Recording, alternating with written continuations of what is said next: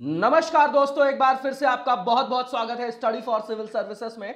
और मैं एसके त्रिपाठी आज आप सभी के साथ जो हमारी daily current affairs news analysis की सीरीज है उसको यहां पर बाइलिंगुअल मैनर में कवर करूंगा। और जैसा कि आप सभी देख पा रहे होंगे दोस्तों स्क्रीन पे कि ये जो न्यूज मटेरियल होता है वो आपका सारे लीडिंग सोर्सेज से लिया जाता है और आप लोगों को यहां पर उपलब्ध कराया जाता है, जो आपके लिए सभी एग्जाम्स के पॉइंट ऑफ व्यू से, स्पेशली यूपीएससी के लिए, स्टेट पीसीएस के लिए या फिर अन्य कोई भी आपका कॉम्पिटेटिव एग्जाम है उसके लिए बहुत ही ज्यादा लाभदायी सिद्ध होगा। तो इसको आप लगातार और पूरा देखा करें। और आगे चलने से पहले दोस्तों मैं आप सभी को बता देना चाहता हूं कि स्टडी फॉर सिविल सर्विसेज के पेड कोर्सेज चल रहे हैं, जिनके बारे में डिटेल्स में जानकारी आप इन नंबर्स पे कॉल करके जान सकते हैं और उन्हें ज्वाइन करके आप उनका महत्तम लाभ अर्जित कर सकते हैं। साथ ही दोस्तों, अगर अभी तक आपने हमारा फ्री टेलीग्राम चैनल ज्वाइन नहीं किया है तो उसे जरूर से जरूर ज्वाइन कर ले, क्योंकि जो भी इंपॉर्टेंट आपकी अपडेट्स होती है, नोटिफिकेशंस होते हैं और जो इंपॉर्टेंट मटेरियल होता है वो वहां पर आपको बिल्कुल फ्री ऑफ कॉस्ट प्रोवाइड कराया जाता है। साथ ही दोस्तों, जो करंट अफेयर से रिलेटेड हमारा स्पेसिफिक जो टेलीग्राम का चैनल है वो @ऑनली करंट अफेयर्स के नाम से है, जो चैनल के नाम से ही है, उसे जरूर ज्वाइन कर लीजिएगा। करंट अफेयर्स से रिलेटेड जो भी आपकी अपडेट्स होती है वो वहां पर आपकी अपडेट की जाती हैं। ठीक है, तो आइए हम अपनी सीरीज को कंटिन्यू करेंगे और नेक्स्ट न्यूज देखेंगे। तो आज की जो हमारी सबसे फर्स्ट न्यूज है, जो फर्स्ट आर्टिकल है हमारा जीएस पेपर 1 से लिंक होगा आपका, डॉक्टर राधा कृष्णन जी को लेके है ये आपका।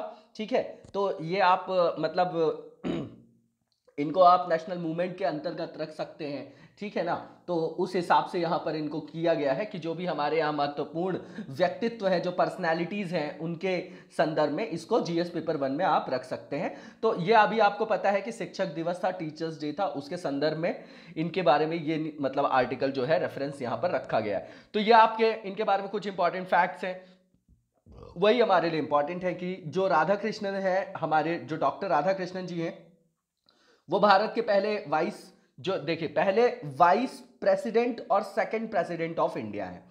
ठीक है, इसके अलावा आप देखेंगे तो 5 सितंबर को जो है हर साल शिक्षक दिवस के रूप में इनकी जयंती को मनाया जाता है। ठीक है ना, इसके बाद ही जो है इनकी जयंती जो है 1962 से मनाना स्टार्ट किया गया है ना, जो बर्थ एनिवर्सरी है इनको सेलिब्रेट करना जो है टीचर्स डे के रूप में, ये 1962 से जो है स्टार्ट किया गया है। इनकी अगर बर्थ देखा जाए, बर्थ प्लेस देखा जाए कि कहां पर ये इनका जन्म हुआ था, तो 5 सितंबर 1888 जो आपका 1888 है आपका, ठीक है, वहां पर जो थिरुटानी एक जगह है तमिलनाडु में, वहां इनका जन्म हुआ था। इनके फादर और मदर्स का जो नेम दिया गया है, माता पिता का नाम दिया गया है, वीर स्वामी और सीताम्मा था। और इनकी जो वाइफ थी उनका नाम सीताम्मा मतलब शिव कामू उनकी पत्नी का नाम था, ध्यान दीजिएगा, सॉरी, वो सीताम्मा इनकी माताजी का नाम था और पिताजी का नाम वीरा स्वामी था। और इनकी वाइफ का नाम जो था वो शिवा कामू था। और जो इनकी 5 डॉटर्स थी, एक इनके पुत्र भी थे। तो ये इतनी इंपॉर्टेंट जानकारी नहीं है, नॉर्मल यहाँ पर न्यूज़ कवरेज करने के लिए ये सब भी फैक्ट्स रखे गए। इसके बाद इनके बारे में जो इंपॉर्टेंट यहाँ पर जानकारी है, इन्होंने एमए किया था आपका फिलॉसफी में 1908 में। ठीक है ना, 1909 में मॉरले मिंटो आ रहा था और ये 1908 में अपनी फिलॉसफी करके, जो फिलॉसफी में एमए करके कंप्लीट करते हैं। इसके बाद इन्होंने पढ़ाना चालू किया शिक्षा, जो आपको मतलब मद्रास प्रेसिडेंसी कॉलेज में फिर इन्होंने विषय को पढ़ाया भी। इसके बाद आप देखेंगे तो जो इन्होंने पोस्ट जो है कौन कौन सी ली उसके बारे में जानकारी है यहाँ पर। तो 1931 से लेके 1936 तक, मतलब जो कराची अधिवेशन 1931 वाला आपको याद होगा, फंडामेंटल राइट्स वाला, पटेल जी वाला, तो जो कांग्रेस का है आपका, तो वाइस चांसलर ये बने कब आपके आंध्र प्रदेश से कब तक रहे, 1931 से 1936 तक। उसके बाद 1953 से 62 तक ये चांसलर रहे यूनिवर्सिटी ऑफ दिल्ली के भी। ठीक है ना, राधा कृष्णन जी को जो आपका इंडियन डेलीगेशन था UN educational scientific and cultural organisation जो है आपका यूनेस्को, वहां पर 1946 से 1952 तक के लिए इनको इलेक्ट किया गया था, क्या, chairman of UNESCO executive board का। ठीक है ना, मतलब 48-49 में। ठीक है, नॉर्मल सी चीज है। इसके बाद आप देखेंगे तो ही वॉज अवॉर्डेड, इनको भारत रत्न मिला है 1954 में। ठीक है ना, इन द सेम ईयर, उसी वर्ष इन्होंने जो रिसीव किया है जर्मन ऑर्डर पोर ले मेरिटे फॉर आर्ट्स एंड साइंस, और 1961 में इनको पीस प्राइज मिला है जर्मन बुक ट्रेड का। तो कुछ इंपॉर्टेंट फैक्ट्स थे इनके बारे में जो यहां पर लिखा गया है। इसके अलावा देखेंगे तो कुछ और भी इंपॉर्टेंट इनके जो आपके कार्य हैं, जैसे पुरस्कार और सम्मान के रूप में देखेंगे तो ये जो है आपके हेल्प एज, जो आपकी इंडिया हेल्प एज मतलब जो आपकी इंडिया एक आपका मतलब ये एनजीओ है, बहुत फेमस है। एल्डरली मतलब जो लोग होते हैं आपके, है ना, वृद्ध लोग हैं जो, उनकी फैसिलिटीज उनको प्रोवाइड कराने के लिए ये जो है कार्यरत है संगठन, बहुत इंपॉर्टेंट है। तो ये इसके संस्थापक सदस्यों में से एक थे। He was one of the founders of HelpAge India, ठीक है। उसके अलावा आप देखेंगे तो he had also form the जो आपकी कृष्णा प्राण चैरिटी जो आपका ट्रस्ट है, ठीक है ना, कृष्णा पर्ण चैरिटी ट्रस्ट है, उसका भी गठन किया था। किसके साथ? जीडी बिरला के साथ मिलकर, और भी आपके मतलब अन्य आपके वहां पर सामाजिक जो आपके मतलब सेवा करते हैं लोग, जो सोशल वर्कर्स होते हैं, उनके साथ उन्होंने किया था। ये आपका प्री इंडिपेंडेंस एरा की बात है, ठीक है ना। इसके बाद आप देखेंगे कि he was the first Indian to hold a chair at the University of Oxford, the Spalding professor of Eastern religion and ethics, ठीक है ना। मतलब ये आपका 1936 से 1952 के बीच जो है, ये जो है ऐसी पीठ पर नियुक्त होने वाले प्रथम भारतीय थे, ऑक्सफोर्ड यूनिवर्सिटी के अंतर्गत, जो the Spalding professor of Eastern religion and ethics है, उसके अंतर्गत, ठीक है। उसके अलावा देखेंगे आप तो 1930s में इनको शिकागो यूनिवर्सिटी में, ठीक है, हैस्केल लेक्चरर, मतलब जो तुलनात्मक धर्म होता है, जो कंपैरेटिव रिलीजन होता है आपका सब्जेक्ट, उसके अंतर्गत जो है इनको हैस्केल लेक्चरर के रूप में नियुक्त किया गया था। ये कुछ इनकी मतलब उपलब्धियां, इस तरीके से इनको पुरस्कार और सम्मान दिया गया था। इनकी जो इंपॉर्टेंट है सबसे, इनकी फिलॉसफी और लिटरेरी वर्क्स है। तो आप इसमें से कुछ चीजें बिल्कुल याद रखिएगा कि उनकी जो पुस्तक है आपकी the philosophy of Rabindranath Tagore, उन्होंने भारतीय दर्शन पर जो है आपका पूरे विश्व के ध्यान को आकृष्ट किया, आकर्षित किया, ठीक है ना, अट्रैक्ट किया। और इनका जो दर्शन है आपका, वो आपका सीधा सीधा अद्वैत वेदांत पर आधारित है। द्वैतवाद और अद्वैतवाद आपने पढ़ा होगा, तो ये अद्वैत जो वेदांत है उस पर आधारित था, ठीक है ना। तो वही लिखा हुआ है यहाँ पर कि इन्होंने the philosophy of Rabindranath Tagore जो है attracted global attention to Indian philosophy, जो इनकी बुक है। His philosophy was grounded in Advaita Vedanta. He defined Hinduism against uni, जो आपका देखिए यहाँ पर बहुत ही इंपॉर्टेंट जो आपका लिखा हुआ है वर्ड यूनी, जो अनइनफॉर्म्ड वेस्टर्न क्रिटिसिज्म लिखा हुआ है, ठीक है ना, अनइनफॉर्म्ड, अनभिज्ञ पश्चिम आलोचना इसको बोल सकते हैं। And played a major role in the formation of contemporary Hindu identity. तो आप सीधे समझ सकते हैं कि उन्होंने अद्वैत वेदांत दर पर क्या किया, वेदांत जो आपका दर्शन है उस पर अपना फोकस किया, और जो भी आपकी अनभिज्ञ पश्चिम आलोचना से हिंदू धर्म का बचाव किया। उस समय चल रहा था ना, आपने देखा था प्री इंडिपेंडेंस एरा में बोलते थे ना, जो आपके ब्रिटिशर्स थे, जितने भी आपके उनके थिंकर्स थे, बोलते थे कि नहीं भैया आप लोग तो मतलब आप लोग इतने सभ्य नहीं हो, इसलिए आपको संभालने के लिए हम आए हैं, आपकी शासन व्यवस्था चलाने के लिए हम आए हैं, आपके यहाँ तरह तरीके की जो है रूढ़िवादिता, सामाजिक, धार्मिक जो है वो आपके यहाँ क्या है, निहित है, तो उसको हम ठीक करने आए हैं। तो हमको वो क्या कर रहे थे कि भैया नीचा दिखा रहे थे। तो उन्हीं संदर्भ में है ये कि हिंदू धर्म जो है वो पुरातन काल से जो है आपका, है ना, जो हिंदू फिलॉसफी है, जो आपका दर्शन है, वो बहुत पुराने टाइम से चला आ रहा है, और वो बहुत ज़्यादा एनरिच्ड है आपका, ठीक है ना। तो उस संदर्भ में इसको आप देखिएगा। इसके अलावा जो है आप देखेंगे इनके कुछ और भी मतलब कार्य देखे जा सकते हैं। इसमें आपके इंडियन फिलॉसफी है 1923 से 27, फिलॉसफी ऑफ उपनिषद्स है 1924, and idealistic view of life है आपका 1932 का, eastern religions and western thoughts है आपका 1939 का, और ईस्ट एंड वेस्ट जो है आपके सम रिफ्लेक्शंस जो है 1955 के। तो कुछ कंटेक्चुअल जानकारी है ये इनके बारे में। इसके बाद आप देखेंगे तो जो नेक्स्ट न्यूज़ है हमारी, ये आपकी ब्रिक्स जो कंट्रीज है उनके संस्कृति मतलब जो कल्चर मिनिस्टर्स हैं उनकी अभी क्या हुई है, 5वीं बैठक हुई है। तो ये अपना न्यूज़ में आ गया। अब ब्रिक्स हमारे लिए वैसे भी इंपॉर्टेंट है, ठीक है ना, तो ये काफ़ी बार आता भी रहता है, प्रीलिम्स के भी लिए इंपॉर्टेंट है आपका और मेंस के लिए भी हमारे। तो अभी ये इसका रेफरेंस ये है कि अभी अभी जो है रशिया जो फेडरेशन है उसकी चेयरमैनशिप में, उसकी अध्यक्षता में ये जो ब्रिक्स है आपका, ब्राजील, रशिया, इंडिया, चाइना और साउथ अफ्रीका। साउथ अफ्रीका कब आया? 2010 में आया। तो इनके इस पहले ब्रिक था, फिर लास्ट में आपका ब्रिक्स हो गया, ठीक है ना। तो जो ये ब्रिक्स के संस्कृति जो कल्चरल मिनिस्टर्स हैं उनकी 5वीं बैठक आयोजित की गई है अभी, है ना। तो इसलिए जो है ये आपके वर्चुअली अटेंड किया गया है। इसमें जो हमारे यहाँ से जो प्रहलाद सिंह पटेल जी जो है इंडिपेंडेंट चार्ज उनको मिला हुआ है, union minister of state for culture and tourism. तो यहाँ पर 5th जो है ब्रिक्स की कल्चरल मिनिस्टर्स की मीटिंग जो है की गई है, इसलिए ये न्यूज़ पे यहाँ पर रखा गया है, ये रेफरेंस है न्यूज़ का होने के लिए।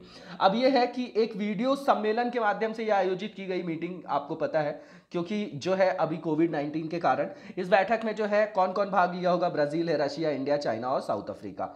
ठीक है, और इस मीटिंग के दौरान जो है during the meeting the impact of the जो आपकी pandemic epidemic situation on the cultural sector in BRICS countries was discussed and the possible implementation of joint cultural online projects with BRICS was reviewed. मतलब ये बोला जा रहा है कि इसमें जो है आपके क्या किया जाएगा, तो भैया जो भी आपकी यहाँ पर जो भी महामारी के कारण जो भी सांस्कृतिक क्षेत्र की जो महामारी की स्थिति पर विचार विमर्श किया गया और उसके अंतर्गत जो है जो भी परियोजनाएं चलाई जा रही हैं ऑनलाइन, तो उसके कार्यान्वयन की समीक्षा की गई है। नॉर्मल सी चीज़ है, ये इतना इंपॉर्टेंट नहीं है। अब सजेशंस जो इंडिया ने दिए हैं वो इंपॉर्टेंट हो जाएगा कि भाई भारत ने यहाँ पर किस तरीके की जो है आपकी क्या दिया है, यहाँ पर सजेशन दिया है। तो भारत ने बोला है कि to explore the possibility of hosting a digital online exhibition on shared content under the aegis of BRICS alliance by the end of 2021। तो 2021 के अंत तक बोल रहे हैं कि ब्रिक्स अलायंस ऑफ जो म्यूजियम है उसके तत्वाधान में जो आपका शेयर्ड जो साझी संस्कृति साझी विषय वस्तुओं पर एक जो है आपका ऑनलाइन एग्जीबिशन जो है प्रदर्शनी की मेजबानी जो है करने की संभावनाओं की खोज के रूप में उसको देख रहा है ना भारत। इसके अलावा आप देखेंगे कि opening of BRICS corner during BRICS presidency of India in 2021 under the aegis of BRICS alliance. ठीक है, और इसी के जो है आपके आप देखेंगे कि ब्रिक्स अलायंस ऑफ लाइब्रेरीज है जो उसके अंतर्गत 2021 में भारत की ब्रिक्स जो है प्रेसिडेंसी के दौरान जो है ब्रिक्स कॉर्नर खोलना।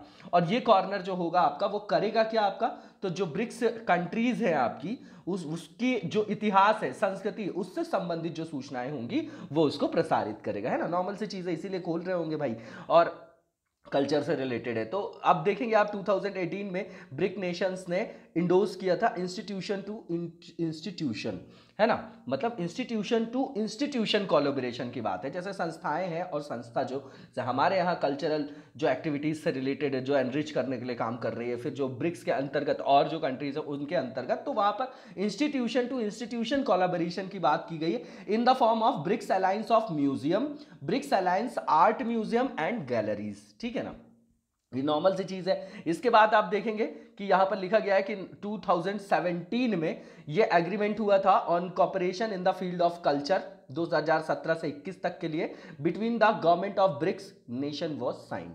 ठीक है, अब आप देखेंगे कि यहां पर जो है जो ब्रिक्स के बारे में इंपॉर्टेंट जानकारी दी गई, यही हमारे लिए जो है सबसे इंपॉर्टेंट है। तो ब्रिक्स है क्या, तो ब्रिक्स जो है आपकी जो एमर्जिंग इकोनॉमीज हैं आपकी, है ना, जो आपकी मतलब उभरती हुई अर्थव्यवस्थाएं, ब्राजील है, रशिया है, इंडिया है, चाइना है, साउथ अफ्रीका, तो इनके लिए एक जो है एक सामूहिक जो है संक्षिप्त शब्द दिया गया है, उनका एक ग्रुप है ये। ठीक है, और 2001 में जो ब्रिटिश इकोनॉमिस्ट थे आपके जिम ओ नील, कौन थे आपके, जो आपके वर्ल्ड के लीडिंग जो है आपके मतलब इकोनॉमिस्ट माने जाते हैं, ब्रिटिश इकोनॉमिस्ट हैं जिम और जो नील थे आपके, उन्होंने जो है ब्राजील और रूस, भारत और चीन की अर्थव्यवस्थाओं के लिए एक रिपोर्ट में ब्रिक्स शब्द का क्या किया, चर्चा किया। तब जो है ब्रिक का एक कंसेप्ट आया। ठीक है, उसके बाद आप देखेंगे कि इस ग्रुप को जो है फॉर्मलाइज किया गया। जो फर्स्ट मीटिंग हुई ब्रिक फॉरेन मिनिस्टर्स की 2006 में, कहां पर, साउथ अफ्रीका में। ठीक है, और was invited to join BRIC in December 2010। तो जो है इसके बाद देखेंगे कि after which the group adopted the जो एक्रोनिम ब्रिक्स, उसके बाद ये ब्रिक्स बना 2010 के बाद। मतलब क्या कि 2001 में भैया ये जो ब्रिटिश इकोनॉमिस्ट थे जिम ओनील, उन्होंने दे दिया यहाँ पे कंसेप्ट ब्रिक का।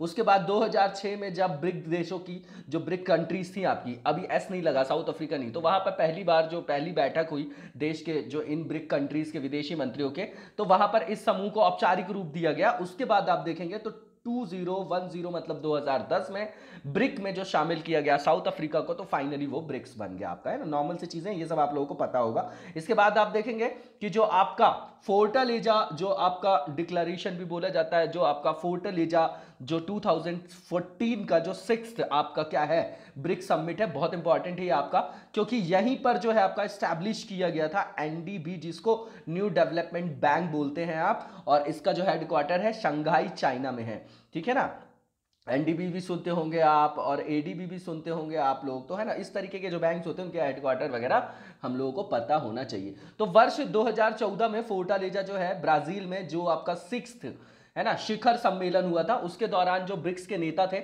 उन्होंने मिलकर डेवलपमेंट जो बैंक है आपका, न्यू डेवलपमेंट बैंक के नाम से स्थापना की। और उसके अंतर्गत किया क्या गया है कि ये जो आपका कंटिजेंसी जो आपका बोला जाता है, कंटिजेंट जो रिजर्व अरेंजमेंट किया गया है, मतलब आकस्मिक रिजर्व व्यवस्था है भैया, कि जो इन कंट्रीज के अंतर्गत अगर मान लीजिए किसी तरीके की जरूरत पड़ेगी तो वो वहां से फुलफिल की जाएगी। ठीक है ना, किस लिए? To provide short term liquidity support to the members, है ना, नॉर्मल सी चीज है। और यहां पर डायग्राम दिया गया है। इसके बाद जो नेक्स्ट न्यूज है हमारी, ये आपकी न्यायिक निर्भरता अथवा सुनवाई से इंकार से रिलेटेड है।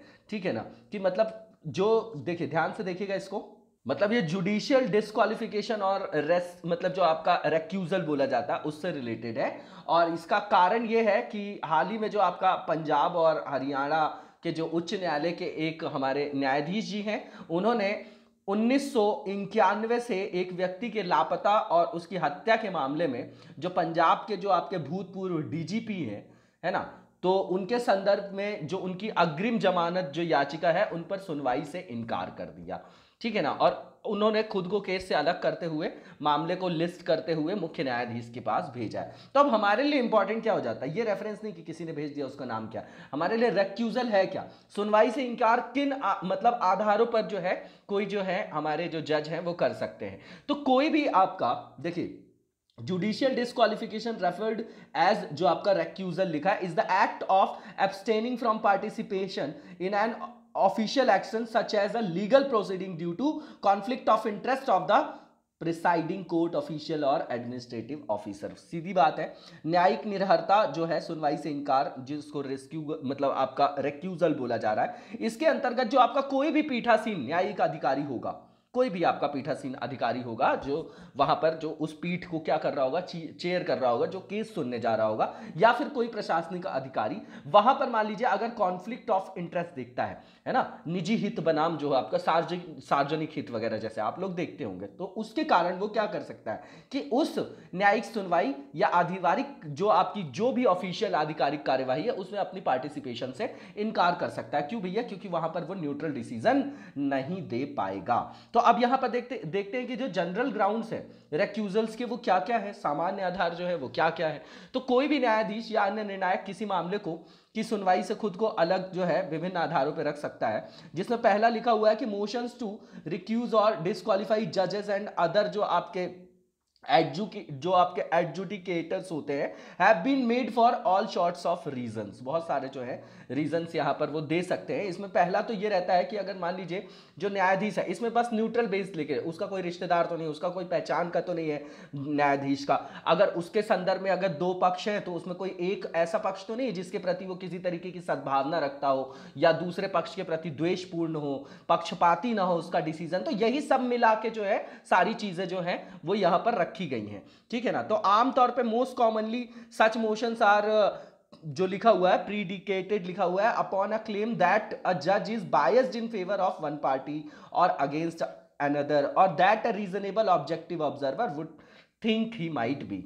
ठीक है ना, इसके बाद आप देखेंगे कि द जजेस appointed for hearing in these motions are also challenge on the following other grounds. कुछ और भी अलग से ग्राउंड्स हैं जिनके आधार पर जो है उनको चुनौती दी जा सकती है ना, जो भी आपके न्यायाधीश वहां पर हियरिंग वगैरह कर रहे हैं। पहला ये कि इसमें चीजें वही आएंगी आपकी, ठीक है ना।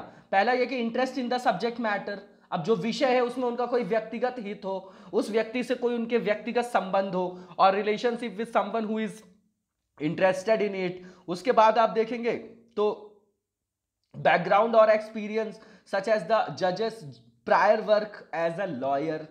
ठीक है ना, तो न्यायाधीश की पृष्ठभूमि उसका अनुभव, जैसे कि न्यायाधीश के वकील के रूप में किए गए पूर्व कार्य, तो उससे तो संदर्भित नहीं है कोई ये केस, ठीक है, जिसमें वो पहले इंडल्ज रहे हो। इसके अलावा आप देखेंगे कि जो आपका लिखा हुआ है कि personal knowledge about the parties और the facts of the case, तो ऐसा तो नहीं है कि पर्सनली फिर उस केस के बारे में जो है उनको पता हो, है ना, उन पक्षकारों से उनका व्यक्तिगत तौर पर क्या हो, परिचय हो, वही सब चीजें हैं इसमें। इसके अलावा आप देखेंगे तो एक्स जो आपका पार्टी कम्युनिकेशन विथ लॉयर्स और नॉन लॉयर्स, तो वकीलों और गैर वकीलों के साथ एक पक्षी उन्होंने संवाद तो नहीं कर रखा है। कुल मिला के जो है वहां पर मतलब अनबायस्ड होकर न्यूट्रल रूप से जो है वहां पर डिसीजन लेने के लिए जो ग्राउंड होने चाहिए उन्हीं के आधार पर उनको वहां सुनवाई का वो दिया जाता है, और उसमें कोई कॉन्ट्रडिक्शन आता है तो वो वहां पर क्या कर सकते हैं, उनको चुनौती दी जा सकती है। उसके अलावा न्यायाधीशों के जो है अधिनिर्णय, टिप्पणियां और आचरण वगैरह भी आते हैं। और यहां पर कोई no defined rules on recusals by जजेस, मतलब कोई आपके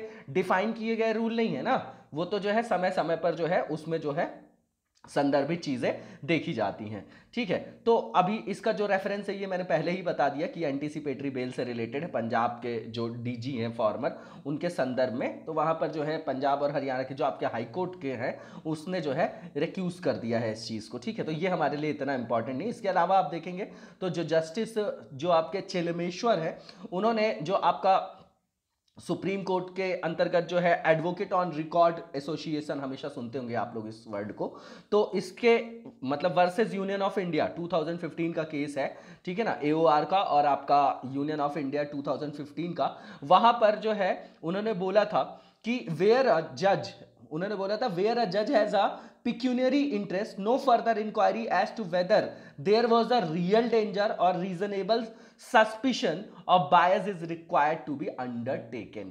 ठीक है ना, मतलब उन्होंने ये बोला था, अपनी राय दी थी कि जहां भी किसी न्यायाधीश के आर्थिक हित प्रतीत होते हैं वहां पर उसके पक्षपात संबंधी मतलब बायस्ड होने से संदर्भित किसी वास्तविक खतरे और तर्कपूर्ण जो संदेह की जांच की आवश्यकता वहां पर क्या होता है कि मतलब वहां पर जो है उनकी आवश्यकता नहीं है। मतलब ये नॉर्मल सी चीज है आपकी, इसको ध्यान दीजिएगा जो लिखे हुए कि वेयर अ जज has a pecuniary interest, no further inquiry as to whether there was a real danger or reasonable suspicion of bias is required to be undertaken।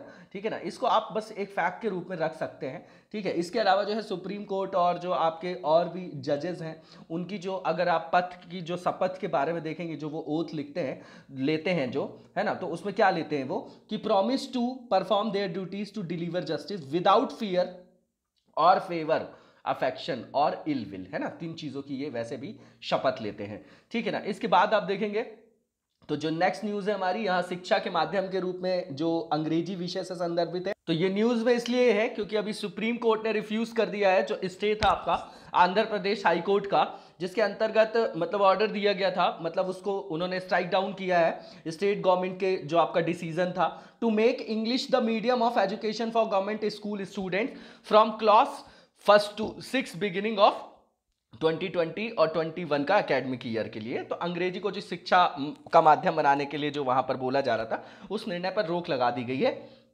Normal सा ग्राउंड है। देखिए अभी जो आपकी न्यू एजुकेशन जो policy आई है और हमेशा बोला जाता है कि जो आपकी जो प्राइमरी जो भी शिक्षा होती है बच्चों को दी जाती है वो उनकी मदर टंग में मतलब मातृभाषा में होनी चाहिए। जो भी आपकी रीजनल लैंग्वेजेस वगैरह है उसको भी प्रमोट करने की बात की जाती है, क्योंकि जो है ओवरऑल जो विकास है जो आपकी मतलब वहां पर जो है जो भी ग्रास्पिंग होती है वो ज्यादा होती है। जैसे आप चाइना को देखिए, वहां जो है सारी जो चीजें हैं मैंडरिन में होती है और मैंडरिन जो है बुस्त्रोफेदान जैसी है, उल्टी लिखी जाने वाली है, बिल्कुल जैसे इंडस वैली सिविलाइजेशन की जो लिपि थी। लेकिन देखिए उसका कितना ज्यादा डेवलपमेंट है। ठीक है, और हमारे यहाँ क्या है, हमेशा द्विभाषी इंग्लिश हिंदी नॉर्थ साउथ इस तरीके की जो है समस्याएं देखी जाती है हर जगह। अब उसी के लिए यहाँ पर क्या दिए गए हैं, कुछ तर्क दिए गए हैं। ठीक है, तो न्यायालय ने उल्लेख किया, जो कोर्ट का पॉइंट है वो हमको याद रखने लायक है, कि जो आपका सेक्शन है 29 sub clause 2 sub clause F, ठीक है ना, जो आपका right to education RTE act है आपका 2009 का, वो कहता है कि शिक्षा का माध्यम जहां तक व्यवहारिक हो बच्चे की मातृभाषा में रहेगा,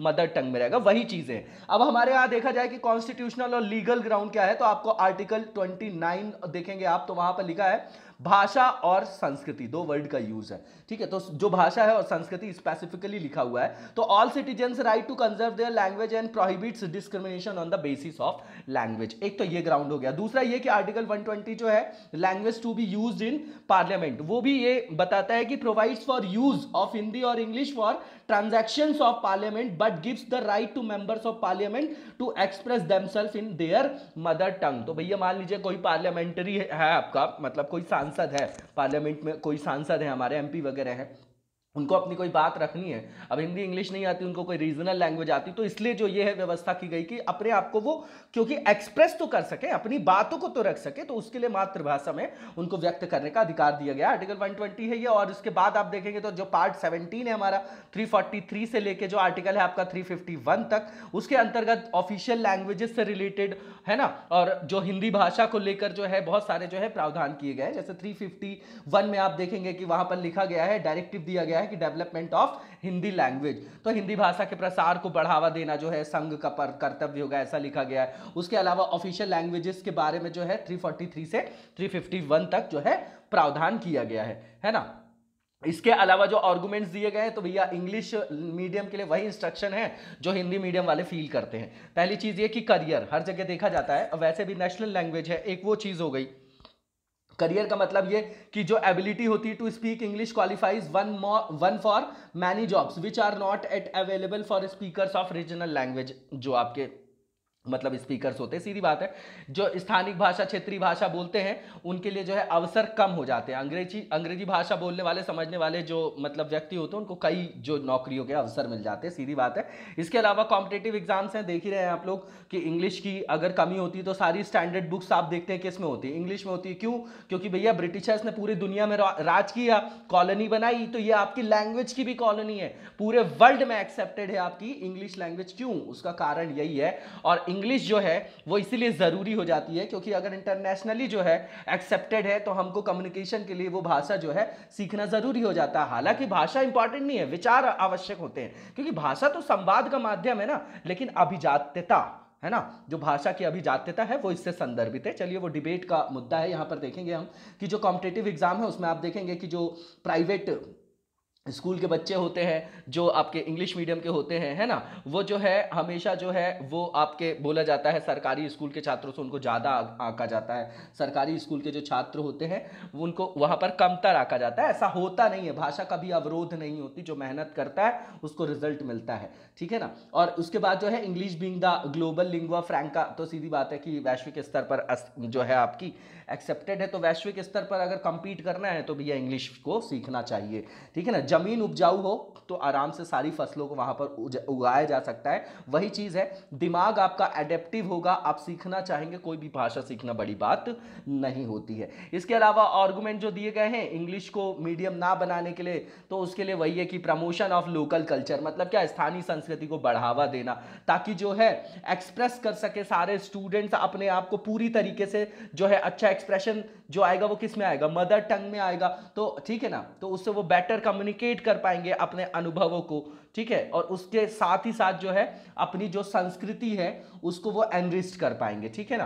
तो यही सब लिखा गया है। इसके बाद आप देखेंगे कि the use of English language often create a divide between students hailing from backward caste and communicate जो कम्युनिटीज है एंड द अपर क्लास, तो बोलते हैं कि ये जो निम्न वर्ग और भी जो आपका उच्च वर्ग है उसके बीच एक डिस्पैरिटी जो है, एक अंतर जो है वो पैदा करता है। इसके अलावा देखेंगे आप कि गवर्नमेंट के कुछ मतलब इनिशिएटिव्स हैं प्रमोट करने के लिए रीजनल जो आपकी लैंग्वेजेस हैं, तो उसके अंतर्गत जो है हाल ही की जो आपकी न्यू एजुकेशन पॉलिसी, मैंने शुरू में ही बता दिया आपको कि उसमें लिखा हुआ है कि जहां तक पॉसिबल हो students till class 5th in school should be taught in mother language, जो मदर टंग होगी उनकी, या फिर रीजनल लैंग्वेज या लोकल लैंग्वेज में। तो सीधी बात है वही है कि 5th तक के बच्चों को जो है क्षेत्रीय भाषा, स्थानीय भाषा या उनकी मातृभाषा में पढ़ाया जाना चाहिए ताकि उनका समुचित विकास तो हो सके, ठीक है।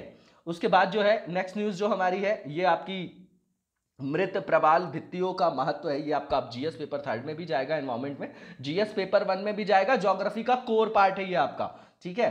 तो ये रेफरेंस में इसलिए रखा गया है कि अभी एक नई फाइंडिंग आई है आपकी, यूनिवर्सिटी ऑफ क्वींसलैंड जो है आपका ऑस्ट्रेलिया का, उनकी जो है मतलब रिसर्चर्स ने उन्होंने बताया कि पहले हम सोच रहे थे ना कि जो आपका डेड कोरल रीफ है, अगर वो मतलब जो आपके जीवित जो कोरल रीफ होते हैं जब ब्लीचिंग वगैरह हो जाती है उनके अंतर्गत, मतलब वो मृत हो जाते हैं, तो वो जो है आपका जो डाइवर्सिटी है उसके लिए वो निगेटिव इम्पैक्ट डालते हैं, जो इकोसिस्टम है आपका पूरा का पूरा ओशियानिक जो है आपका, क्योंकि जो है समुद्रों का वर्षावन भी बोला जाता है इनको, तो उसमें ये नेगेटिव इम्पैक्ट डालते हैं। लेकिन इन्होंने बताया कि भैया ऐसा नहीं है, more life can be supported by dead coral remains than live, जो आपके कोरल्स रहते हैं। तो इन्होंने थोड़ा उल्टी फाइंडिंग बता दी है, इसलिए हमारे रेफरेंस में आ गया ये। ज्योग्राफी ऑप्शनल के लिए तो ये बहुत इंपॉर्टेंट है, और अपने जीएस के लिए भी, मेंस के लिए इंपॉर्टेंट हो गया जो हमारा ये टॉपिक है। अब यहाँ पर जो है, यहाँ पर इस सर्वेक्षण में उन्होंने क्या बताया है, इन्होंने क्या किया कि 3 डायमेंशनल एक प्रिंटेड कोरल स्टैक्स लिया, जिसको रबल बायोडाइवर्सिटी सैंपलर्स बोला जाता है। इस सर्वे के लिए,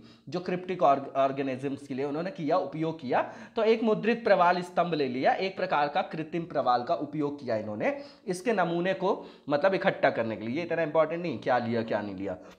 इसके बाद आप देखेंगे, this also help to know the importance of dead coral reef rubble to the ocean ecosystem. तो भैया इसीलिए तो किए होंगे कि भैया उनकी प्रवाल भित्ति के जो मलबे हैं उनको जानने के लिए किए होंगे, तो उससे मदद मिली। अब ये जो है आपकी कोरल रीफ्स होती क्या है, तो भैया ये एक प्रकार के जो आपके माइक्रो ऑर्गेनिजम्स, जिसको बैक्टीरिया, जिसको जीवाणु बोलते हैं आप, ठीक है ना, जीवाणु बोलिए उसको, सूक्ष्म जीवाणुओं से निर्मित है, जो चूने का निष्कासन करता है। किसका?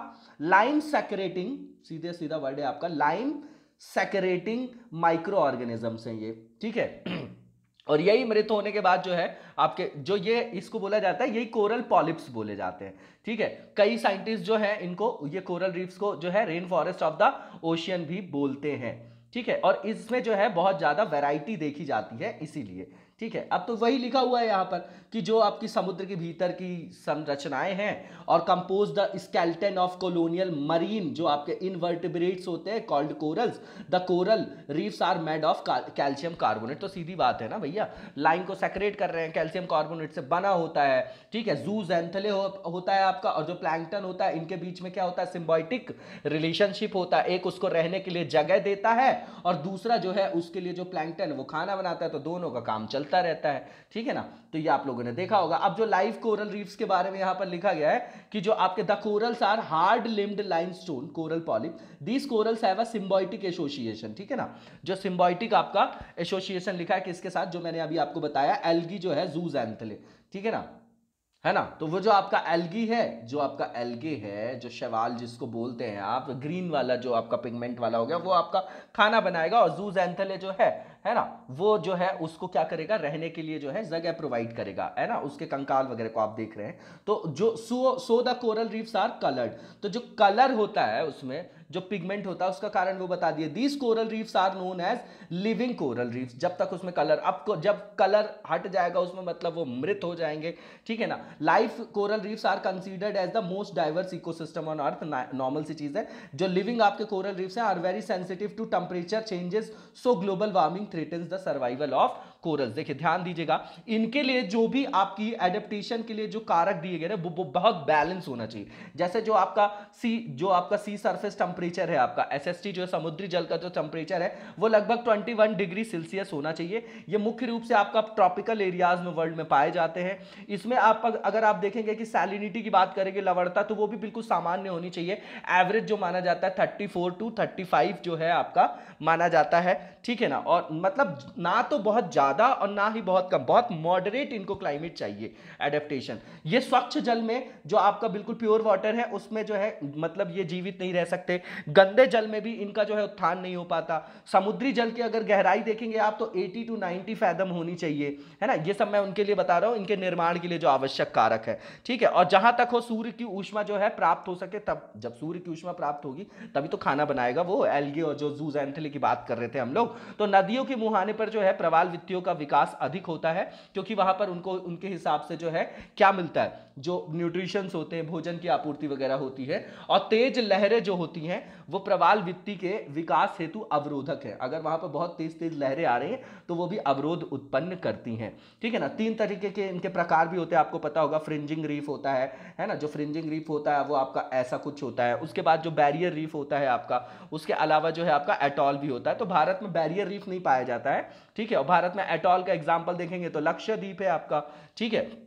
उसके अलावा जो है आपकी फ्रिंजिंग रीफ का एग्जांपल आप लोग कमेंट बॉक्स में बताइएगा। इसके बाद जो है वही लिखा हुआ है यहाँ पर कि जो नॉर्मल सी चीज़ है जो अपन ने सारा कुछ डिस्कस कर लिया है। और इसमें डेड कोरल रीफ्स क्या होगी, जब उसके अंतर्गत जब मान लीजिए पॉल्यूशन है, ग्लोबल वार्मिंग है, जो उनका जो आपका बैलेंस एक अडेप्टेशन फीचर्स हैं जो वो उनके कंप्लीट नहीं होंगे तो कोरल ब्लीचिंग हो जाती है, क्योंकि जब वो खत्म हो जाएगा तो उसका जो कलर है पिगमेंट चला जाएगा, इसीलिए बोलते हैं कोरल ब्लीच हो गया, डेड हो गया कोरल आपका, ठीक है ना। तो जो कोरल ब्लीचिंग की जो प्रॉब्लम है वो यहां से है। जो उसके अलावा आप देखेंगे तो the living coral reef provide protection and nutrition to other marine organism including fisheries. Living की बात करें टिल नाउ, अभी तक ये मतलब बिलीव किया जाता था कि यही जो है अपना मेजर रोल प्ले करता है कंजर्वेशन में, मरीन बायोडाइवर्सिटी में, है ना, जो है आपका। लेकिन अब तक ऐसा माना जा रहा था कि जो आपके डेड पॉलिप्स हो जाते हैं, जो आपके मृत प्रवाल हो जाते हैं, तो फिर वो वहां पर क्या करते हैं, नेगेटिव इंपैक्ट डालते हैं जो आपके बायोडाइवर्सिटी है मरीन की। लेकिन अब जो है आपकी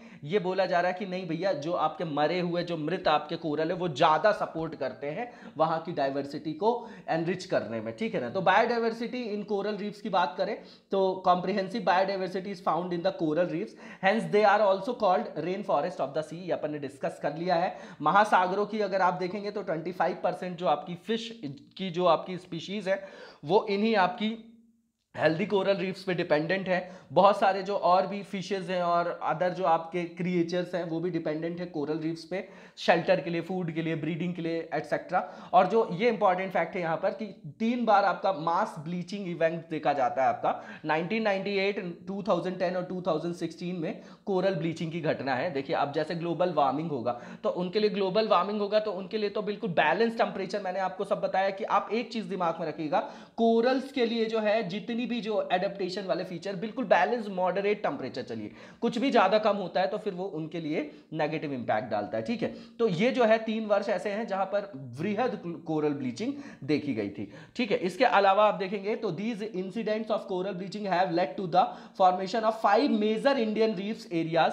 आप देखेंगे इंडिया में तो एक तो आपका ये अंडमान निकोबार वाला एरिया हो गया, एक आपका लक्षद्वीप हो गया, एक आपका गल्फ ऑफ मन्नार हो गया, एक आपका गल्फ ऑफ कच्छ हो गया। तो ये जो है बहुत अत्यधिक रूप से, मतलब बहुत ज्यादा रूप से जो है अफेक्टेड हुए थे, प्रभावित हुए थे, नॉर्मल सी चीज है। इसके बाद जो नेक्स्ट हमारी न्यूज है ये आपकी जीएस पेपर 2 से लिंक होगी, US India strategic partnership forum है, ठीक है। तो इसकी अभी तीसरी जो है आपकी एनुअल लीडरशिप समिट जो है उसको संबोधित किया है प्रधानमंत्री ने, है ना, हमारे भारतीय प्रधानमंत्री जी ने। जो यूएस इंडिया स्ट्रैटेजिक पार्टनरशिप है इसका तीसरा जो है समिट हुआ है तो उसको संबोधित किया, इसलिए ये रेफरेंस में ये न्यूज आई है। अब ये जो आपका फोरम है वो है क्या, तो ये एक जो आपका फोरम है आपका US India strategic partnership forum जो है ये आपका नॉन प्रॉफिट ऑर्गेनाइजेशन है ना। इसको फाउंडेड किया गया, इसको मतलब स्थापित किया गया था आपका 2017 में। और इसका मेन ऑब्जेक्टिव क्या होगा, तो मेन ऑब्जेक्टिव ये है भैया कि बायलैटरल और जो स्ट्रैटेजिक पार्टनरशिप है यूएस और इंडिया के बीच में उसको स्ट्रेंथन करना।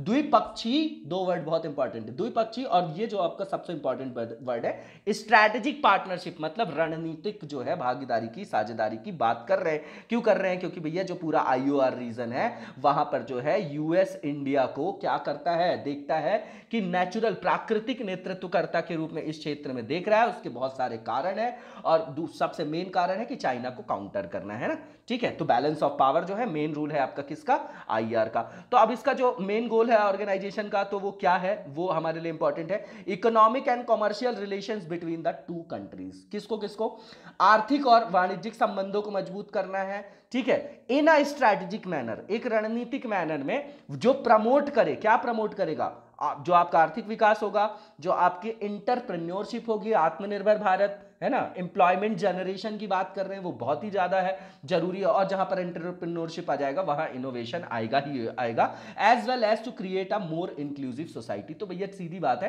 कि अधिक समावेशी जो है समाज बनाना है। तो सारे जो विकास के जितने आयाम है उसमें पूरे जो हमारे जितने भी समाज के सभी वर्ग हैं उनको समुचित रूप से वहां पर सम्मिलित करते हुए देश का बहुआयामी विकास करना है। इसके बाद आप देखेंगे कि जो इसकी थीम थी 5 डे कॉन्फ्रेंस की, स्टार्ट हुई थी 31 अगस्त से, है ना, 2020 में। तो इसमें जो है आपका इसकी जो थीम थी new challenges facing the US India navigating new challenges लिखा गया है। मतलब वही है कि जो भी नई चुनौतियां आ रही हैं, अभी तो चुनौतियां ही चुनौतियां हैं कोविड के कारण पूरे विश्व के सामने, तो उसी के संदर्भ में है कि US India navigating new challenges. इसके बाद आप देखेंगे तो 2019 में जो ओवरऑल यूएसए इंडिया का जो बाइलेटरल टर्म है ना, जो मतलब बाइलेटरल जो ट्रेड है, द्विपक्षीय व्यापार की बात कर रहे हैं in terms of goods and services, वो कहां तक पहुंच गया आपका 149 बिलियन यूएस डॉलर तक। उसका मेन जो कारण है USA energy exports are an important area of growth in trade relation between the two countries. तो सही बात है, एनर्जी जो है हम इंपोर्ट करते हैं वो एक्सपोर्ट करता है, उसके कारण जो है इतना ज्यादा जो व्यापारिक संबंधों में इंक्रीमेंट देखा गया। इसके बाद आप देखेंगे तो 6 पिलर्स हैं आपके US India strategic partnership forum के। पहला ये बिजनेस पॉलिसी या एडवोकेसी है, उसके बाद लेजिस्लेटिव अफेयर्स है, उसके बाद बीबीजी अपॉर्चुनिटीज है आपकी, बिजनेस टू बिजनेस गवर्नमेंट लिखा हुआ है वो आपका, उसके बाद इंक्लूसिव डेवलपमेंट है, स्ट्रैटेजिक इंगेजमेंट है आपका, एजुकेशन इनोवेशन एंड एंटरप्रेन्योरशिप है, ये हम याद रख सकते हैं, इंपॉर्टेंट चीज है, नॉर्मल सी चीज है, याद भी हो जाएगी। उसके बाद जो है आपका South Asia women in energy जो आपका प्लेटफॉर्म है, यूएस एजेंसी है आपकी इंटरनेशनल डेवलपमेंट एंड यूएस, वो आपका उसके अंतर्गत the India strategic partnership forum ने ऑफिशियली लॉन्च किया है आपका South Asia women in energy platform to promote women empowerment and gender sensitisation in energy sector in South Asia. देखिए हर जगह जो है महिलाओं का जो सशक्तिकरण और उनका जो है मतलब एम्पावरमेंट करके जेंडर जो आपके सेंसिटाइजेशन वो बहुत ज़रूरी है। हमेशा जो है एंजेला मार्केल का एक स्टेटमेंट है बहुत इंपॉर्टेंट आप देखते हैं स्टेटमेंट कि अगर पूरे वर्ल्ड में जो भी आपका कार्यबल है उसमें 50-50 का रेशियो हो जाए, है ना, मतलब मेल और फीमेल का, तो जो किसी भी देश की जो इकॉनमी है या वर्ल्ड की जो भी आपकी इकॉनमी है, जीडीपी है, वो आपकी 2 to 3 टाइम्स बढ़ जाएगी। ठीक है ना, तो ये जो है उसी संदर्भ में आप इसको भी देखिएगा कि ऊर्जा क्षेत्र में महिलाओं के सशक्तिकरण के लिए, ठीक है ना, और लैंगिक जो है आपका सुग्राहीकरण लिखा है उसको बढ़ावा देने के लिए आधिकारिक तौर पर south Asia women in energy platform को लॉन्च किया गया है ना। तो इसको हम कहीं पर भी यूज कर सकते हैं, इंटरनेशनल जो है एफर्ट्स लगाए जा रहे हैं वुमेन एम्पावरमेंट के लिए। इसके अलावा जो US agency for international development है आपका, ये इंडिपेंडेंट एजेंसी है यूनाइटेड स्टेट्स फेडरल गवर्नमेंट की, और ये प्राथमिक रूप से रिस्पॉन्सिबल है for civilian foreign add and development assistance. ठीक है ना, नॉर्मल सा फैक्ट है, ये दुनिया की जो है लार्जेस्ट ऑफिशियल एड एजेंसी है। ठीक है ना, वन ऑफ द लार्जेस्ट है। ठीक है, it is one of the largest official ad agencies in the world. American Congress pass the foreign assistance act जो है उन्होंने पास किया था 4 सितंबर 1961 को विथ रिकॉन्स्टिट्यूट, मतलब जो रिकॉन्स्टिट्यूट किया उनको, है ना, American foreign assistance programme and made it compulsory to form an agency for financial assistance. And ये जो है आपका यूएस जो आप ये देख रहे थे ना, जो आपकी क्या है आपकी जो ये आपकी संस्था है यूएस एड जो लिखा हुआ था, यूनाइटेड स्टेट जो एजेंसी है आपकी इंटरनेशनल असिस्टेंस के लिए जो आपकी है, वो जो है आपकी क्या आती है, अस्तित्व में आती है। ठीक है ना, जो आपका यूएस एड लिखा हुआ है केम इनटू एग्जिस्टेंस ऑन 3 नवंबर 1961। तो 61 याद रख सकते हैं, डेट वेट इतनी इंपॉर्टेंट नहीं है। इसके बाद जो नेक्स्ट न्यूज है हमारी, ये आपकी जो है युवा बाल परिणाम सूचकांक है। ठीक है ना, युवा बाल पर्यावरण सूचकांक भी बोल सकते हैं इसको आप। मिसलेनियस वाला पार्ट है, और वैसे आप इसको रख सकते हैं जीएस पेपर 2 में 3 में, जो आपका मतलब सोशल जस्टिस और सामाजिक कल्याण से रिलेटेड जो विषय वगैरह होते हैं आपके, है ना, जिसमें बालक वगैरह भी आते हैं आपके, शिशु वगैरह, यंग चाइल्ड, तो उनसे संदर्भित है ये आपका सूचकांक है। और ये जो है दोनों सूचकांक भारत की जो रिपोर्ट है आपकी state of the young child report है उसका हिस्सा है। और इसको जो है आपका एक एनजीओ है, ये इंपॉर्टेंट हो जाता है कि कौन इसको क्या करता है, पब्लिश करता है, तो मोबाइल क्रेचेस नाम का एक आपका एनजीओ है, उसके द्वारा तैयार किया गया है। अब इसमें होता क्या है, तो यंग चाइल्ड्स के जो आउटकम्स होते हैं, जैसे आपका स्टंटिंग हो गया आपका, और इसकी मॉर्टेलिटी रेट हो गया आपका, शिशु मृत्यु दर हो गया, और उसके तीसरा आधार है कि प्राइमरी जो आपकी स्कूल्स होती है उसमें कितनी उनकी अटेंडेंस है। तो ऐसे जो इंडिकेटर्स के मदद से फिर बच्चों की हेल्थ, जो आपका स्वास्थ्य है, उनके जो पोषण, न्यूट्रिशन, और जो उनकी संज्ञानात्मक मतलब कॉग्निटिव जो डेवलपमेंट है उसको मापा जाता है। तो ये नॉर्मल सी जानकारी है, यही यहाँ पर लिखा गया है। ठीक है ना, तो अब इसमें क्या है कि 3 बातें आ गई, आपको पता है कि हेल्थ क्या है, न्यूट्रिशन क्या है, और आपका कॉग्निटिव ग्रोथ क्या है। तो उनके लिए जो है ये जो है ऐसे इंडिकेटर्स का यूज करते हैं, और फिर वहां पर जो है आपको निकालते हैं वो, है ना, ये जो आपका सूचकांक है। मुझे कमेंट बॉक्स में बताइएगा कि स्टंटिंग क्या होता है आपका। ठीक है, और इसके अलावा जो है आपकी वेस्टिंग क्या होता है, ये जो दो कंसेप्ट है वो आप कमेंट बॉक्स में बताइएगा। और जो इसके अलावा आप देखेंगे तो जो ये आपका इंडेक्स इन्होंने निकाला है उसमें क्या है कि जो शीर्ष राज्य हैं आपके जिनका परफॉर्मेंस सबसे बढ़िया है, तो केरला है, गोवा है, त्रिपुरा है, तमिलनाडु और मिजोरम है। ये टॉप 5 स्टेट्स हैं आपके वेल बीइंग ऑफ चिल्ड्रंस में। भैया बच्चे ही तो हैं जो आगे जाके भारत का क्या क्या बनेंगे, भविष्य बनेंगे। तो हेल्थ है आपका और एजुकेशन है, ये तो सबसे दो बेसिक्स चीजें हैं आपकी, है ना। अब हेल्थ जो है वो केयर बच्चा खुद तो कर नहीं सकता, है ना। तो जो मतलब अवेयर होनी चाहिए, शिक्षित होनी चाहिए उनकी माता, जो उनके लिए बहुत जरूरी है। उस अब इनको हेल्थ तो आप एजुकेशन दे देंगे आप, तो मानसिक और शारीरिक रूप से वो स्वस्थ हो जाएंगे। उसके बाद जो है उनको आप स्किल दे दीजिए, स्किल दे देंगे तो फिर वो ह्यूमन रिसोर्स के रूप में कन्वर्ट हो जाएंगे, फिर सामाजिक पूंजी के लिए, देश के लिए वो मानव पूंजी सामाजिक पूंजी के रूप में परिवर्तित हो जाएंगे। ये पूरा आपका ह्यूमन रिसोर्स वाला प्रोसेस है, वही चीजें हैं यहाँ पर, ठीक है। इसके बाद जो है आपका 8 जो स्टेट्स हैं इसके अंतर्गत उन्होंने स्कोर मतलब जो एवरेज से भी बिलो किया है, कंट्री का जो एवरेज है आपका, उसके अंतर्गत जो है 8 जो आपके राज्यों को रखा गया है। असम, मेघालय, राजस्थान, एमपी है, झारखंड है, छत्तीसगढ़ है, उत्तर प्रदेश और बिहार है, ठीक है। अब ये जो आपका यंग चाइल्ड एनवायरमेंट इंडेक्स है, इसका एम क्या है, तो भैया एम ये है कि जो भी आपकी नीतियां हैं, जो बच्चों के कल्याण को प्रभावित करने वाली सरकारी नीतियां हैं, वैसा जो एनवायरमेंट है, पॉलिसीज हैं, है ना, तो उनकी स्टडी करना, फिर उसके बारे में सरकार को वहां पर क्या देना, मतलब क्या देना, वहां पर सुझाव देना कि इस तरीके से आप अपनी नीतियों में क्या कर सकते हैं, सुधार ला सकते हैं। तो इसमें क्या है कि कुछ जो है मेन चीज़ों को इन्होंने वहाँ पर क्या किया है, एम्बेडेड किया है। जैसे पॉवर्टी एलिवेशन की बात किया गया है, गरीबी उन्मूलन, इसका तो पूरा इसका साइकिल होता है। और उसके बाद प्राथमिक स्वास्थ्य सेवा को सशक्त करना, बिल्कुल सही बात है। शिक्षा के स्तर में सुधार करना, सैनिटाइजेशन की बात है, सुरक्षित जल आपूर्ति की, लैंगिक समता को बढ़ावा देना। तो ऐसे जो आपके बच्चों के कल्याण को प्रभावित करने वाले 5 नीति प्रवर्तक हैं उनका वो उपयोग करते हैं, ठीक है। इसके अलावा जो है आपका केरला, गोवा, सिक्किम, पंजाब और हिमाचल प्रदेश है, इन्होंने जो है सिक्योर किया है टॉप 5 पोजीशन। 8 स्टेट्स जो हैं इसके सूचकांक के निम्न स्थानों पर रहे हैं, वो हमने ऊपर ही डिस्कस कर लिया है।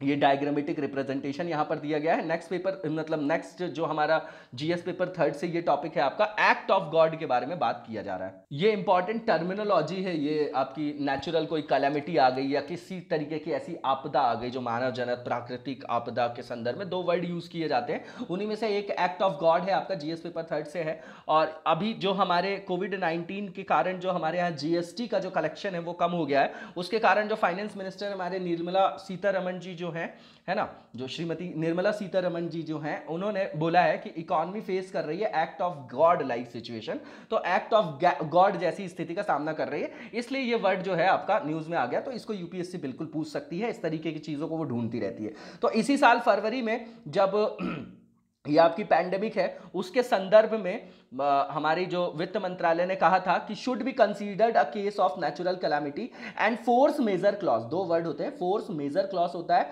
May be invoked wherever considered appropriate. तो मतलब ये जो प्राकृतिक आपदा प्रावधान है जो आपका फोर्स मेजर क्लॉज, उसको लागू किया जा सकता है। इसके अंतर्गत जो है छूट दी जाती, पूरी अर्थव्यवस्था ध्वस्त हो गई है ना, तो जो आपका अनएक्सपेक्टेड जो इस तरीके की घटना हुई तो उसके कारण उभरने के लिए बहुत सारी कंट्रीज ने दिया भी है, अभी आप आगे देखेंगे।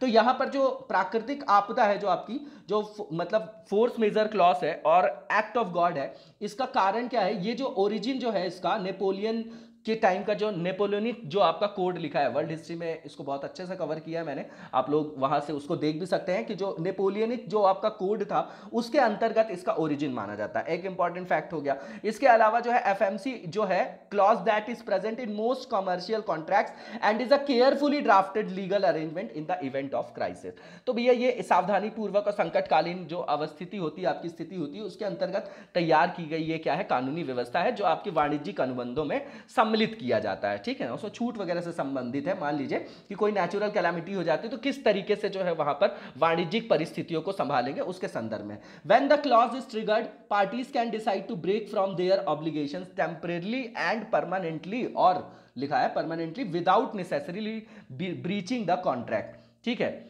मतलब यह कि प्राकृतिक आपदा प्रावधान जो है किसी अनुबंध को बिना भंग किए दोनों पक्ष को अनुबंध के दायित्व या बाध्यताओं से मुक्त करता है, ठीक है ना। उसके अलावा आप देखेंगे जो फोर्स मेजर क्लॉज है is mentioned in the 2017 manual for procurement of goods issued by the Department of Expenditure. Normal सी चीज है. Besides some reference can also be found in section 32 of the Indian Contract Act 1872. तो इतना section नहीं याद करना, ये पता रहना चाहिए हमको कि जो कॉन्ट्रैक्ट एक्ट है आपका 1872 उसके अंतर्गत इसकी बात जो है वो की गई है.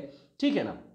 मतलब ये इसके बारे में जानकारी कि जो एफएमसी है आपका, फोर्स मेजर जो आपका क्लॉज है या फिर एक्ट ऑफ गॉड है आपका, उसके संदर्भ में कुछ प्रावधान बताए गए हैं. कहां कहां इसका उल्लेख है? तो 2017 वाला जो है आपका प्राकृतिक आपदा प्रावधान फोर्स मेजर क्लॉज, उसके अंतर्गत यहां पर उल्लेख किया गया है कि जो एक्सपेंडिचर डिपार्टमेंट है उसके द्वारा जारी किए गए जो सामानों की खरीद के लिए मैनुअल है. उसके अलावा जो है इसमें यह लिखा गया है कि ये इंडियन कॉन्ट्रैक्ट एक्ट जो है 1872 का, उसके अंतर्गत निर्धारित किया गया है ना. उसके अलावा आप देखेंगे तो ये क्या है, एक तरीके की लीगल व्यवस्था है जो आपातकालीन व्यवस्था का सामना करने के लिए बनाई गई है ना. वो चीजें यहां पर लिखी हैं.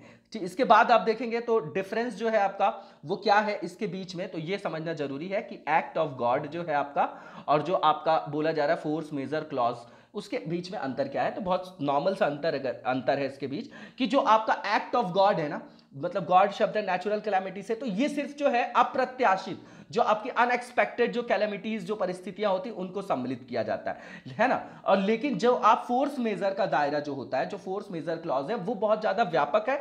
इसमें आपका नेचुरल भी और मैन मेड दोनों तरीके की जो आपकी ऐसी अप्रत्याशित घटनाएं होती हैं उनको सम्मिलित किया जाता है. तो याद रखिएगा आप. ठीक है ना, कि उसमें सिर्फ नेचुरल है तो इसमें नेचुरल और मैन मेड दोनों है. किसमें? जो आपका ये है एफएमसी जिसको फोर्स मेजर क्लॉज बोला जा रहा है. एक्ट ऑफ गॉड मतलब बिल्कुल जो है आपका वो जो है उसका जो व्यापक दायरा उतना नहीं है, इसमें दोनों पहलुओं को संदर्भित किया गया, उसमें सिर्फ एक को है ना. मतलब include only natural unforeseen circumstances act of God के लिए, और जो आपका एफएमसी जो आपका फोर्स मेजर क्लॉज है उसके अंतर्गत नेचुरली और आपके जो भी naturally occurring events and events that occur due to human intervention दोनों को शामिल किया गया. ये इंपॉर्टेंट था हमारे लिए. इसके अलावा जो है वॉर राइट्स, नेचुरल डिजास्टर हो या ऐसी कोई भी आपकी मतलब परिस्थिति होती है, ठीक है, तो गवर्नमेंट जो है उस तरीके के इंपोज कर सकती है an embargo, boycott, outbreak of epidemics and such situations are generally listed. तो ऐसी चीजों को वो वहां पर सूचीबद्ध कर सकती है. और कोर्ट ने जो है यहां पर अपने फैसले भी स्थापित किए हैं. ठीक है, establish the force measure cannot be invoked when the performance of the contract has become difficult but only when it has become impossible, है ना. कि जब असंभवता ऐसी इम्पॉसिबल जैसा सर्कमस्टेंसेस क्रिएट हो जाए तब इसको जो है वहां पर लागू किया जाएगा. ग्लोबल एग्जांपल यहां पे दिए गए हैं कि चाइना का जो आपका सुप्रीम पीपल्स कोर्ट है उसने 2002 में जब सार्स आउटब्रेक वहां पर हुआ था तो उन्होंने फोर्स मेजर जो है अपनाया था. उसके अलावा सिंगापुर ने कोविड-19 के लिए टेम्परेरी मेजर जो एक्ट लाया अप्रैल में ताकि वो प्रोवाइड कर सके रिलीफ मतलब दे सके किसको, बिजनेस को, है ना, बिजनेसमैन्स को, and could not perform their contractual obligation due to the pandemic. ठीक है ना. तो नॉर्मल सी चीज है, उन्होंने जो अस्थायी उपयोग जो मतलब उपाय वहां पर लागू किया उसके बारे में बताया जा रहा है. उसके बाद जो है पेरिस ने की जो कमर्शियल कोर्ट है उसने भी जुलाई में बोला है rule that the pandemic could be equated to a force majeure event, क्योंकि पूरे वर्ल्ड की जो इकोनॉमी है नेगेटिवली वहां पर इंपैक्ट होते हुए देखा जा रहा है ना. तो उसी के कारण जो है ये सब जो है मतलब प्रावधान किए जा रहे हैं वैश्विक स्तर पर. नेक्स्ट जो हमारी न्यूज है ये बहुत इंपॉर्टेंट है मेंस के हिसाब से, जो हमारे लिए ईआईए का टॉपिक है एनवायरमेंटल जो इंपैक्ट असेसमेंट जिसको बोला जाता है. ठीक है ना. तो इसमें अभी यूएन स्पेशल जो आपके वहाँ के जो स्पेशलिस्ट हैं उन्होंने एक रिपोर्ट्स के अंतर्गत बताया है आपको कि जो हमारे यहाँ का जो आपका मसौदा है जो पर्यावरण प्रभाव आकलन का 2020 का, उसमें जो है उन्होंने क्या किया, उन्होंने बोला है कि इसमें कुछ कॉन्सर्न के विषय हैं उसके बारे में बात की. अब हमारे लिए इंपॉर्टेंट क्या है कि भैया हम स्टैटिक पार्ट देख जाएं कि आपका ईआईए जो है वो है क्या. ठीक है ना. तो ईआईए का नाम से ही समझ में आ रहा होगा पर्यावरण के प्रभाव के मूल्यांकन के लिए है. जैसे मान लीजिए कोई भी आपकी जो सोशियो या इकोनॉमिक परियोजना है ना, तो उसके अंतर्गत जो है आपका सामाजिक प्रभाव मूल्यांकन करना होता है. ठीक है.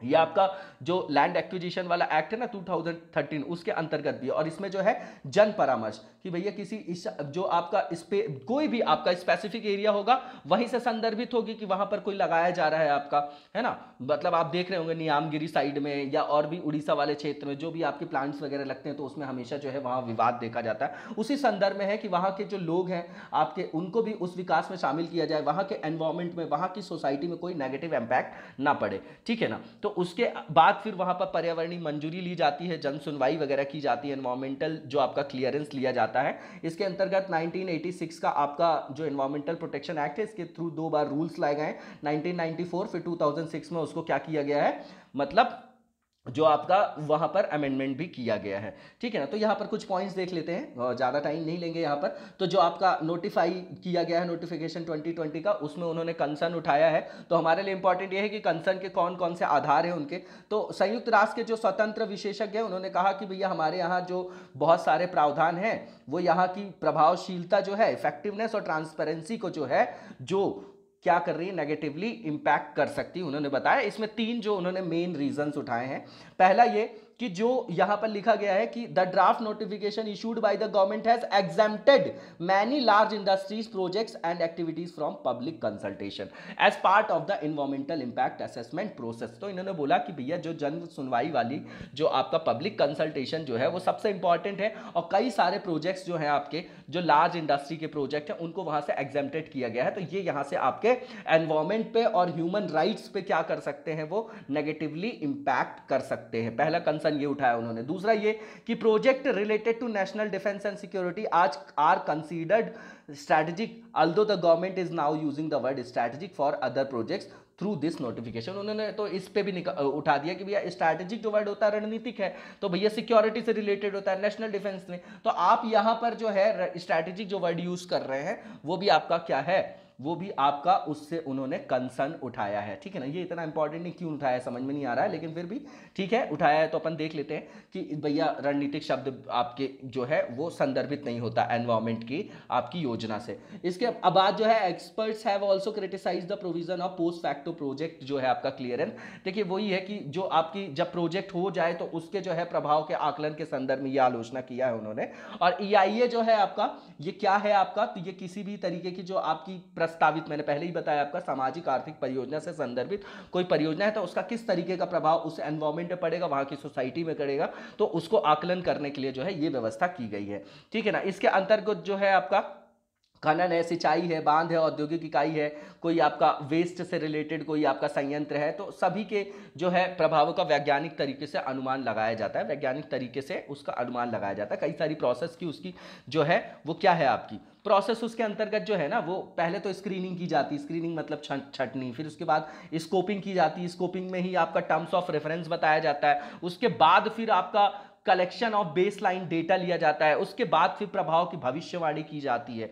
ठीक है ना, उसके अलावा जो है इसमें लोक जन सुनवाई की जाती है, बहुत इंपॉर्टेंट है। उसके बाद लास्ट फेज होता है जिसमें डिसीजन लिया जाता है। ठीक है ना, और इसमें जिला प्रशासन की सहायता से ये संचालित किया जाता है लोक जन सुनवाई, है ना। और वहां पर जो है मेन आपका जो डोमेन होता है वो DM के पास होता है, जो आप लोग भी बनेंगे आने वाले टाइम पे, तो अपने अंतर्गत भी आप लोग फिर EIA वगैरह की रिपोर्ट वगैरह देखेंगे, उसको मतलब संदर्भित कराएंगे।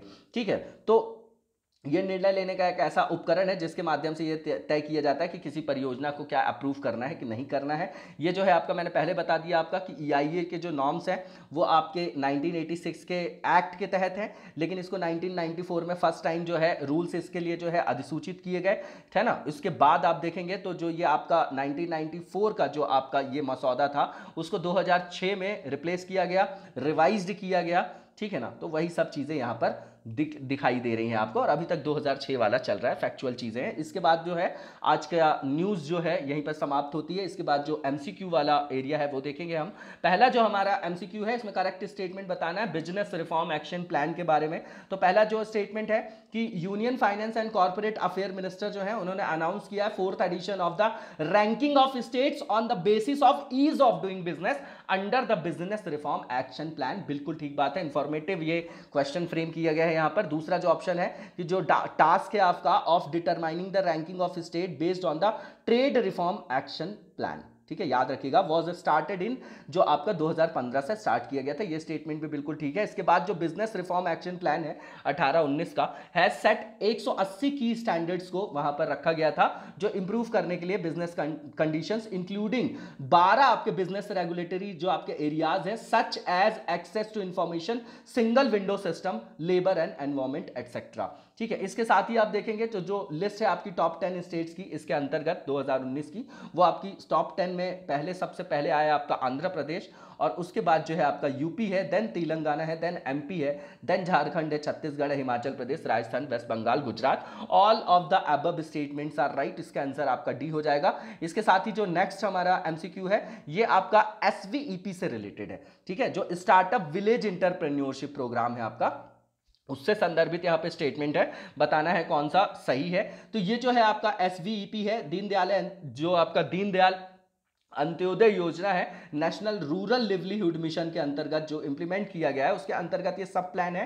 ये आपका 2016 में union ministry of rural development के बाद द्वारा जो है लागू किया गया था। तो बिल्कुल ठीक है, उपयोजना के रूप में इसको लागू किया गया था, बिल्कुल सही बात है आपका, ठीक है ना। तो पहला स्टेटमेंट बिल्कुल ठीक है। दूसरा ये कि इसका उद्देश्य क्या होगा, आप तो आप नॉर्मली समझ सकते हैं कि भैया ग्रामीण क्षेत्र में गरीबी उन्मूलन है ना, वहां पर जो है उद्यम की स्थापना, ठीक है ना, और उसके अलावा जो उद्यमों के स्थिर होने तक उनको असिस्टेंस प्रोवाइड करना है ना, बिजनेस मैनेजमेंट को इनकरेज करना, एंटरप्राइजेस को वहां पर क्या करना, जो आपके उद्यमी हैं उनको प्रमोट करना, ठीक है ना, तो सेल्फ एम्प्लॉयमेंट की अपॉर्चुनिटीज देना, ठीक है, तो बिल्डिंग करना वहां पर लोकल कम्युनिटी कैडर्स और ट्रेनिंग देना उनको, फाइनेंशियल असिस्टेंस देना। तो ये सारी चीजें सही है यहाँ पर। सेकंड स्टेटमेंट भी बिल्कुल ठीक है। थर्ड स्टेटमेंट जो है ये एसवीईपी जो है एड्रेस करता है 3 मेजर प्रॉब्लम्स को, फाइनेंस, इंक्यूबेशन और skills ecosystem of rural startups. तो भैया उसी लिए है ये, तो उसी को एड्रेस करेगा। तीसरा स्टेटमेंट भी बिल्कुल ठीक है। और लास्ट जो स्टेटमेंट है कि इसका जो मेन फोकस है, developing community resource persons enterprise promotion locally to help rural entrepreneurship in setting up rural enterprises. भैया सारी जगह जो है सरकार हमारी काम कर रही है, ये स्टेटमेंट भी बिल्कुल ठीक है। सेल्फ एम्प्लॉयमेंट के लिए, क्योंकि नौकरी करता है कोई आदमी तो एक व्यक्ति नौकरी करता है, और जब कोई वो फर्म डालता है तो 10-20 लोगों को वहां पर रोजगार देता है, और सारे जो रोजगार है ना वो सरकार उपलब्ध नहीं कराती है, करा सकती है, उसके अंतर्गत वो संभव ही नहीं है, ठीक है ना, कि सारे लोगों को वो एक जैसी जॉब दे दे, है ना। तो उसके संदर्भ में जो है ये सारा आत्मनिर्भर भारत और स्किल इंडिया ये सब चलाया जा रहा है, ठीक है, और इसीलिए जो है आपके कॉम्पिटिटिव एग्जाम में इतना ज्यादा जो है कंपटीशन देखा जाता है, ठीक है। तो डिमांड बहुत ज्यादा है, सप्लाई कम है ना, इकोनॉमिक्स वाला फंडा लगेगा। तो ऑल ऑफ द अबव यहां पर भी सही होगा इसका, और इसका आंसर आपका डी होगा। इसी के साथ आज के वीडियो को यहीं पर जो है हम विराम देंगे। कल के वीडियो में मिलते हैं, नेक्स्ट वीडियो में कल कंटिन्यू करेंगे। Thank you so much, best of luck, लगातार पढ़ते रहिए और जबरदस्त तरीके से पढ़ते रहिए, सब बढ़िया होगा। Best of luck.